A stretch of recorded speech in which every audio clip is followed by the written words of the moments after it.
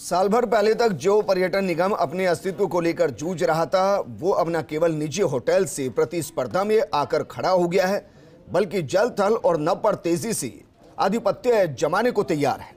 पर्यटन निगम को वापस मुख्य धारा में लाने का जादू जिस शख्स ने कर दिखाया, वो और कोई नहीं, सियासत के जादूगर कहे जाने वाले मुख्यमंत्री अशोक गहलोत के सबसे विश्वस्त सिपह सालार में से एक धर्मेंद्र राठौड़ है। ब्यूरो चीफ निर्मल तिवारी ने पर्यटन निगम अध्यक्ष धर्मेंद्र राठौड़ से एक्सक्लूसिवली बातचीत की। आप भी सुनिए। कहते हैं ना कि आप कुछ करने की ठान लो तो सारी कायनात आपका साथ देती है।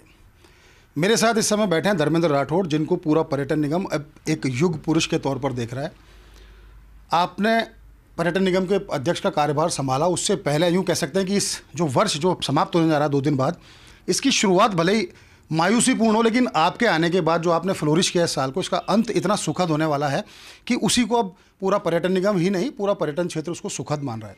राठौड़ साहब, पहले तो आपको बहुत बधाई कि आपके प्रयासों से अब पर्यटन निगम की जो अप्रोच है वो जल, थल और नभ तीनों तरफ दिखाई देने लगी। कैसे संभव हो पाया, कितना चुनौतीपूर्ण था? देखिए, राजस्थान के लोकप्रिय मुख्यमंत्री जी का ये सपना था कि राजस्थान पूरे देश में मतलब विकसित राज्य के रूप में इसकी पहचान हो। तो राजस्थान में सबसे ज़्यादा संभावनाएं जो है वो पर्यटन क्षेत्र में ही थी। पर्यटन क्षेत्र में आरटीडीसी का रोल बहुत ही महत्वपूर्ण था और पिछले लंबे समय से आरटीडीसी की उपेक्षा हो रही थी। मुझे जब जिम्मेदारी माननीय मुख्यमंत्री जी ने दी तो उन्होंने मुझे पूरा आशीर्वाद दिया कि आरटीडीसी का पुराना वैभव लौटे। तो मेरा प्रयास उनके आशीर्वाद से जो शुरू किया मैंने, सबसे पहले मैंने जिस दिन ज्वाइन किया उस दिन पहला मैंने बात कही कि आरटीडीसी के कर्मचारी और अधिकारियों को साथ लेके, क्योंकि बिना उनके मैं आरटीडीसी को ऊंचाई पर नहीं ले जा सकता हूँ। उनका जो आत्मविश्वास डगमगाया हुआ था, उनमें मायूसी थी, आरटीडीसी पूरी तरह से बंद होने के कगार पे थी, ये सब बातें मेरी जानकारी में थी।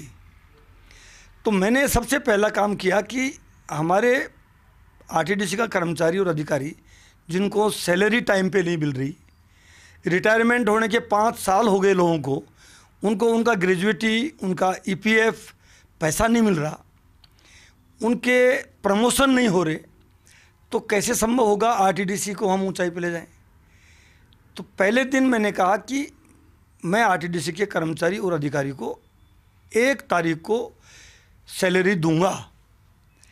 दूसरी मैंने बात कही कि आरटीडीसी की वैसे तो सारी होटल्स और मोटल्स, मिडवेज यानी सारी प्रॉपर्टी अपने आप में प्राइड है, लेकिन पीओडब्ल्यू, पैलेस ऑन व्हील्स, वो न केवल राजस्थान की बल्कि देश और दुनिया में उसका अपना एक विशेष स्थान है। उसको पूरे देश की सांस्कृतिक राजदूत भी कहते हैं। वो बंद पड़ी थी, बड़ा चैलेंज था मेरे मन में। न जाने ईश्वर ने मुझे कैसे बुलवाया।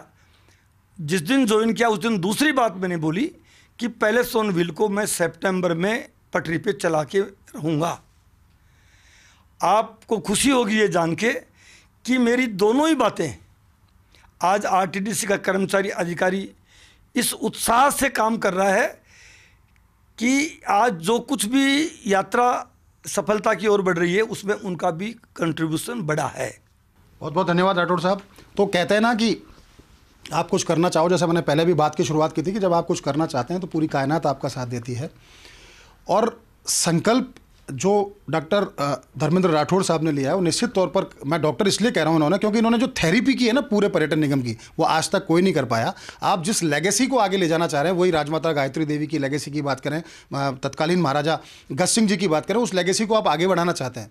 तो कहते हैं ना कि अभी तक तो जैसे खुद राठौड़ साहब कहते हैं कि पर्यटन का पर्याय आरटीडीसी था, लेकिन अब आरटीडीसी का पर्याय धर्मेंद्र राठौड़ बन चुके हैं।